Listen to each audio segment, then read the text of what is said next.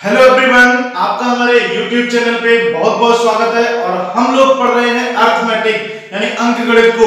और अंकगणित में हमने दो chapter simplification and number system को खत्म कर दिया था। और आज का जो टॉपिक है वो तीसरा टॉपिक है एलसीएम एंड एचसीएफ यानी कि लघुत्तम समापवर्त और महत्तम समापवर्त। तो सबसे पहले ये जानने का प्रयास करते हैं कि लघुत्तम समापवर्त क्या होता है और महत्तम समापवर्त क्या होता है। यानी कि जो कंपटीशन का एग्जाम होता है उसमें बहुत सारे क्वेश्चन एचसीएफ और एलसीएम को लेके आते हैं, या अदर भी क्वेश्चन बहुत सारे क्वेश्चन, जैसे भिन्नों की बात करें तो अगर भिन्नों का सम डिवीजन अगर पूछा जाता है कहीं पे भी, तो उनमें भी जो डिनोमिनेटर होता है यानी हर होता है उसका भी हमें एलसीएम ज्ञात करना पड़ता है। यानी कि सभी सवालों में जो मोस्टली रेशियो के जो सवाल होते हैं या एलसीएम से संबंधित, एचसीएफ से संबंधित या अन्य जो क्वेश्चन होते हैं उनमें एलसीएम और एचसीएफ की आवश्यकता पड़ती है। तो सबसे पहले एक बेसिक नॉलेज के साथ में किसी ने नहीं बताया होगा कि एलसीएम आखिर में हम जो एलसीएम होता है लघुत्तम समापवर्त कैसे नाम पड़ा, कैसे हमने जाना कि लघुत्तम समापवर्त क्या होता है, महत्तम समापवर्त क्या होता है। हम आपको एक एक पॉइंट से अवगत कराएंगे, चाहे आप किसी को पढ़ाने वाले हो या अपने कंपटीशन के एग्जाम में आप खुद वहां एग्जाम देने के लिए जाना हो।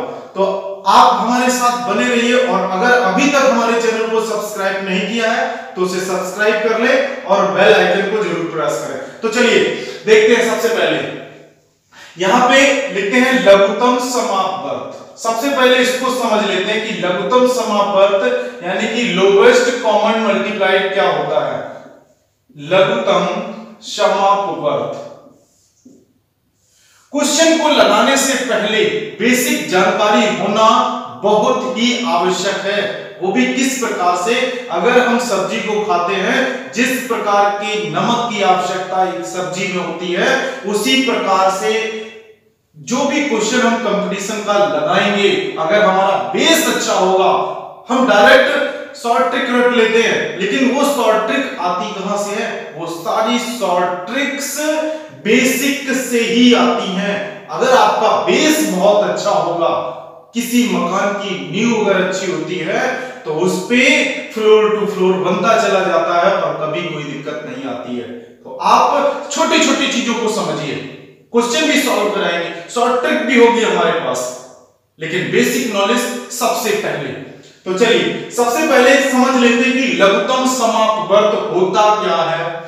लघुत्तम का मतलब होता है मिनिमम संख्या, छोटी संख्या हमें कहां से ज्ञात करनी है? समापवर्त से ज्ञात करनी। अब समापवर्त क्या होता है? तो चलिए सबसे पहले हम अपवर्त की बात कर लेते हैं कि अपवर्त यानी मल्टीपल क्या होता है। मल्टीपल तो हम कोई भी अगर संख्या लेते हैं, मान लेते हैं वो संख्या हमने ले ली 4। कितनी संख्या ली है? बहुत ध्यान से समझना, 4 लिया हुआ है। अब अगर हमने 4 लिया है तो 4 को 1 से लेकर और इन्फिनिटी तक यानी अनंत तक जो संख्याएं 1 2 3 4 होती हैं, उसमें अगर हम मल्टीप्लाई करते चले जाएं तो जो संख्याएं हमें मिलेगी वो क्या होंगी? अपवर्त होंगी। यानी 4 एकम 4, 4 दूनी 8, 4 तिया 12, 4 चौको 16, 4 पंचे 20, 4 छीक 24 डॉट डॉट डॉट डॉट कहां तक चले जाए? हम इन्फिनिटी तक चले जाए। ऐसे ही अपवर्त यानी 1 से लेकर इन्फिनिटी तक जो संख्याएं हैं मल्टीप्लाई है वो क्या होता है? अपवर्त होता है। इसी में एक अंक हम और ले लेते हैं, हमने ले लिया 6। अगर हम इसके निकालें तो क्या होगा? 6 एकम 6, 6 दूनी 12, 6 तिया 18, 6 चौको 24, 6 पंचे 30, 6 तिरंग 36 और डॉट डॉट डॉट डॉट, ये भी कहां तक चला जाएगा? इन्फिनिटी तक चला जाएगा। तो यहां हम देखेंगे कि जो 4 है उसके अपवर्त क्या क्या है और 6 के अपवर्त क्या क्या है। तो हमें मिले यहां 6 12 18 24 36 और आगे भी 40। ये तो हमने बात कर ली अपवर्त की। अब इसमें क्या है? लघुत्तम और समापवर्त है। तो समापवर्त क्या होता है? देखिए समापवर्त अब बात कर लेते हैं समापवर्त की। तो अपवर्त 4 के ये रहे, 6 के अपवर्त ये है। समापवर्त का मतलब होता है जिन संख्याओं के हमने अपवर्त निकाले हैं उन अपवर्तों में जो समान संख्याएं आई हैं वो संख्याएं उन संख्याओं की क्या होंगी, समापवर्त होंगी। जैसे 4 तथा 6 का समावर्त क्या क्या आया हुआ है, हम यहां देखेंगे। समावर्त का मतलब है जो संख्याएं दोनों अपवर्तों में समान हो। तो देखेंगे सबसे पहले हमें क्या मिल रहा है, 12 मिल रहा है, फिर दूसरा क्या मिल रहा है, 24 मिल रहा है, और ऐसे आगे भी संख्याएं मिलती चली जाएंगी। अब आपको क्या मिल रहा है, लघुत्तम समापवर्त में समापवर्त मिल गया। पहले क्या निकाला, अपवर्त, मल्टीपल निकाला, 4 का 6 का निकला। समापवर्त निकाला तो 4 और 6 में जो संख्याएं यानी कि जिन अपवर्तों की संख्याएं समान होंगी वो समापवर्त कहलाएगा। तो हमें 12 और क्या मिल गया, 24 मिल गया। अब पूछा क्या गया है, बहुत ध्यान से समझिए, ये है इसका बेस कि होता क्या है, लघुत्तम समापवर्त। अब लिखा हुआ है समापवर्त, यहां भी समापवर्त है, यहां क्या लिखा हुआ है, लघुत्तम। लघुत्तम का मतलब होता है लोवेस्ट।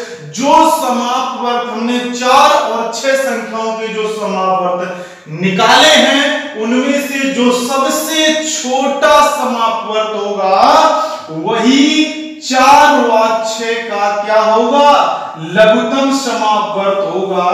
यानी कि 4 और 6 में जो समापवर्त है उनमें छोटा कौन सा है, सबसे छोटा आ रहा है 12, और 12 ही 4 और 6 का क्या होगा, एलसीएम होगा, लघुत्तम समापवर्त होगा। तो आपको समझ में आ रहा होगा कि बेस संख्याएं, कोई भी दो संख्याएं लेते हैं उन संख्याओं का जो अपवर्त होगा और उन अपवर्तों का जो समापवर्त होगा, जो संख्याएं समान होंगी वो उन संख्याओं का क्या होगा, समापवर्त होगा। और समापवर्त में भी जो लोवेस्ट होगी, जो लघुत्तम होगी संख्या, उसको लेने के बाद में जो अंक हमें मिलेगा वो कहलाएगा लघुत्तम समापवर्त। अब आपको समझ में आ रहा होगा कि लोवेस्ट कॉमन मल्टीपल, मल्टीपल का मतलब अपवर्त, कॉमन मल्टीपल हो गया समापवर्त, और लोवेस्ट का मतलब होता है लघु यानी कि सबसे छोटा अंक। अपवर्तक में, अपवर्त में समापवर्त के साथ में जो समापवर्त निकले हैं उनमें से जो सबसे छोटा होगा वो होगा लघुत्तम समापवर्त। ये डेफिनेशन है लघुत्तम समापवर्त की। अब किसकी तरफ चलते हैं, अब चलते हैं, दूसरा है महत्तम समापवर्त। इसको भी समझ लेते हैं कि ये कहां से आया, महत्तम समापवर्त। अब आप समझिए कि अगर आपको लघुत्तम समापवर्त समझ में आ गया तो महत्तम समापवर्त अपने आप समझ में आ जाएगा। कुछ नहीं करना है, थोड़ा परिवर्तन है, इसको साफ करें, इसके बाद बताते हैं आपको।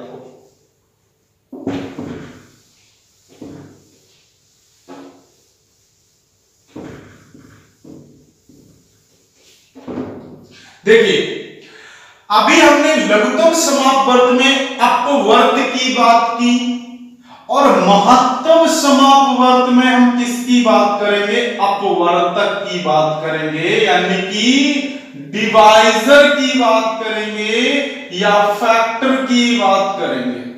ठीक है, अब समझिएगा अपवर्तक क्या होता है, कोई भी संख्या हो उस संख्या में किन किन संख्याओं के भाग चले जाते हैं।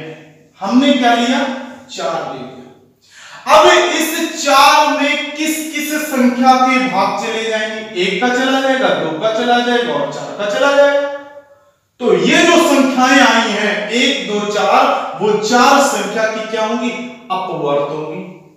6 ले लिया तो 6 में आप देखेंगे क्या होगा, 1 2 3 और क्या होगा 6, यानी कि 4 के अपवर्तों की संख्या होगी 3 और 6 के अपवर्तों की संख्या होगी 4। कौन कौन सी, 1 2 3 और 6।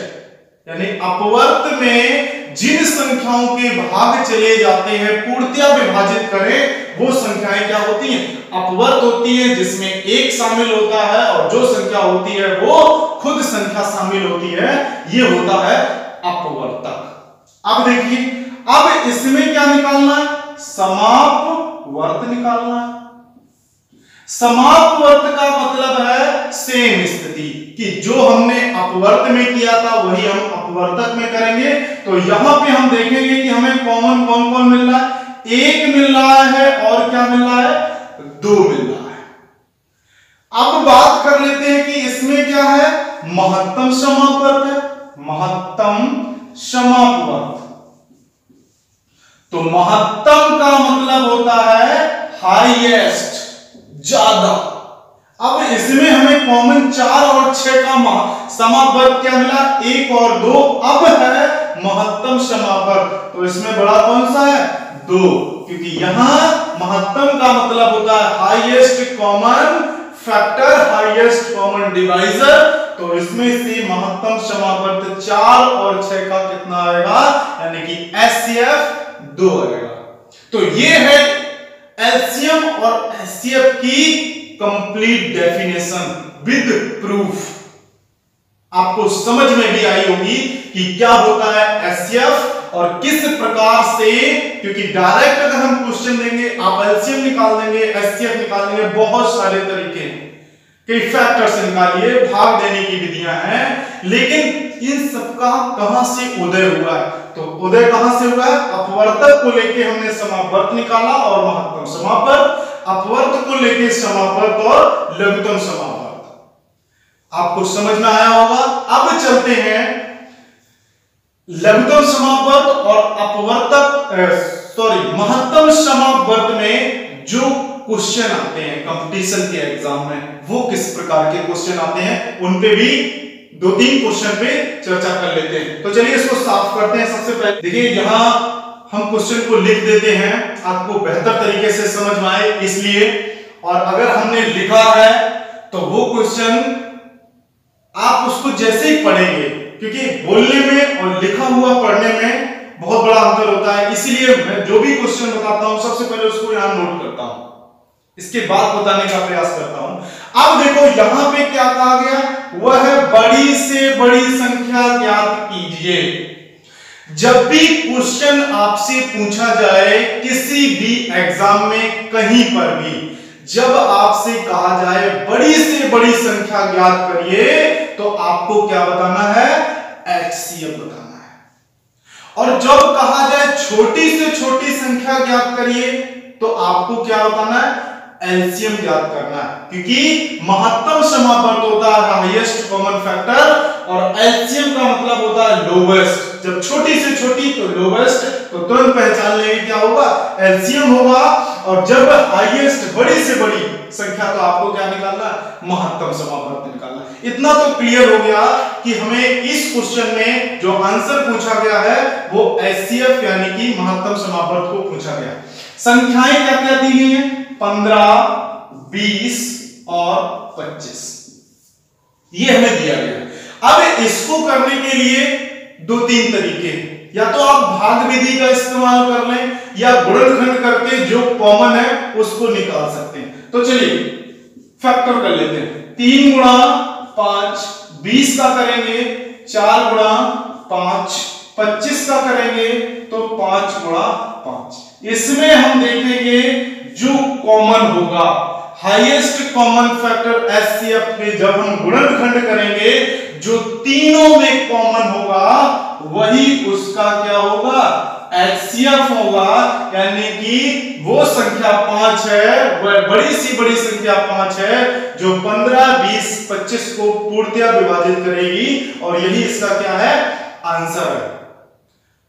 ये तो था एक सिंपल क्वेश्चन। अब 2 क्वेश्चन ऐसे हैं जो आपको कहीं ना कहीं समझने पे मजबूर कर देंगे कि इसको किस प्रकार से सॉल्व किया जाए। तो चलिए उन क्वेश्चंस को भी लिखते हैं। क्वेश्चन नंबर 2, चलिए क्वेश्चन नंबर 2 को देखते हैं। लिखा है, यदि 2 संख्याओं का अनुपात 2:3 हो तथा मासा 8 हो तो लासा ज्ञात करिए। यानी कि आपको दो संख्याएं हमने नहीं दी हैं, हमने क्या दे दिया, उन संख्याओं के बीच में अनुपात दे दिया है और मासा दे दिया है। कितना दिया है? 8। तो पहली संख्या हम यहां देख रहे हैं और दूसरी संख्या के बीच में जो अनुपात है 2:3 है और एचसीएफ जो दिया गया है वो कितना दिया गया? 8। अब हम किसी भी संख्या का, जैसे अभी हमने पिछले क्वेश्चन में देखा था 15, 20, 25 था, तो जब हमने सभी से 5-5 को यानी कि कॉमन फैक्टर को जो अलग कर दिया तो क्या बचता है? एक अनुपात ही बचता है। यानी कि इन दोनों संख्याओं में क्या है? मासा निकाला जा चुका है। तो इस मासा का इसमें क्या कर दें? मल्टीप्लाई कर दें। तो 2 × 3 × 8 यानी कि 8 या 24, 8 या 24 और 24 दूनी 48। तो एलसीएम इसका कितना आ जाएगा? 48 आ जाएगा। ये आपको बिल्कुल समझ में आ जाना चाहिए। देखिए कैसे, एक चीज और समझ लेते हैं। पहले और दूसरे का अनुपात 2:3 है और मासा कितना है? मासा दिया हुआ है 8। हम 8 का मल्टीप्लाई करते हैं तो 8 दूनी कितना हो जाएगा? 16, 8 या 24। वो संख्याएं हमें कौन कौन सी मिलेंगी? एक तो 16 मिल जाएगी, एक 24 मिलेगी। और जब हम 16 और 24 का एलसीएम निकालेंगे तो जो एलसीएम आएगा वो हमें 48 ही मिलेगा। ये है लॉन्ग प्रोसेस। सबसे पहले क्या करेंगे, आप संख्याएं निकालेंगे, फिर एलसीएम निकालेंगे, आपको समय लगेगा। जबकि लॉजिक आपसे यही कहता है कि जब हमें रेशियो दिए गए हैं और मासा दिया हुआ है तो इसका मतलब वो संख्याओं से हमने वो संख्या निकाल ली है और जब हम एलसीएम करेंगे तो दोनों का ये कॉमन संख्याओं में मल्टीप्लाई हो जाएगा और बाद में हमें संख्या क्या मिलेगी? एलसीएम ज्ञात कर सकते हैं। अगर संख्याओं की बात की जाए तो संख्याएं वो कौन कौन सी होंगी? 16 और 24 संख्या होगी। अब इसी में एक क्वेश्चन और देखते हैं, आज की क्लास का last question, question number 3। Question number 3 को जब आप देखेंगे तो आपको एकदम उल्टा समझ में आएगा कि जो अभी हमने सेकंड क्वेश्चन में बताया उसका एकदम विपरीत है। देखिए, दो संख्याओं का अनुपात 2:7 है और मासा जो है वो पूछा गया है और लासा आपको कितना दिया गया? 42 दिया गया। यानी कि सेम स्थिति, लेकिन लासा की जगह मासा और मासा की जगह आपसे लासा पूछा गया है। देखिए, अब आपको दिया गया है लासा और पूछा गया है मासा, तो आप क्या करेंगे? लासा में अभी क्या था? मासा का मल्टीप्लाई करते सेम वही निकाल ले, 2 × 7। तो यहां से क्या आएगा? 42/7 दूनी 14, 14 तिया 42। तो हमें क्या मिल गया? मासा 3 मिल गया। अब आप देख लीजिए, 2 × 7 × 3 करेंगे तो 7 या 21, 21 दूनी 42, हमें क्या मिल जाता है? लासा। और जब हमें क्या निकालना हो? मासा निकालना हो और यहां रेशियो दिए जाते हैं तो आप उसके लासा में 2 × 7 का जब भाग देंगे तो आपको तुरंत क्या पता चल जाएगा? मासा पता चल जाएगा। और लासा पूछा जाए तो इन्हीं संख्याओं का इसमें क्या कर देंगे? हम मल्टीप्लाई करा देंगे तो हमें लासा पता चल जाता है। यानी कि एकदम अपोजिट, लासा निकालना हो तो क्या करेंगे? हम उस मासा का उन संख्याओं में गुणा करेंगे क्योंकि वो संख्या वहां से कॉमन की गई है, उसका मल्टीप्लाई करा देंगे। अब लासा कौन सी संख्या? लासा वो संख्या है जिसमें सभी का भाग चला जाता है। अब सभी का भाग चला जाता है यानी संख्याओं का एक ही तो भाग हमें कराना है रेशियो का। हम जैसे ही भाग देंगे तो हमें यहां क्या पता चल जाएगा? मासा पता चल जाएगा। और भी बेहतरीन क्वेश्चन है, उन क्वेश्चन को हम अपनी नेक्स्ट क्लास में लेके आएंगे। तब तक के लिए धन्यवाद।